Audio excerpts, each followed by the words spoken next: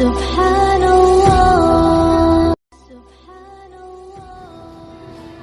हमारे ट्रेनी पठान अकबर खान आपको non inverter single door refrigerator जो बंद हालत में है उसके अंदर क्या फॉल्ट है वो फॉल्ट को ढूंढकर ये रेफ्रिजरेटर को चालू करके बताएंगे।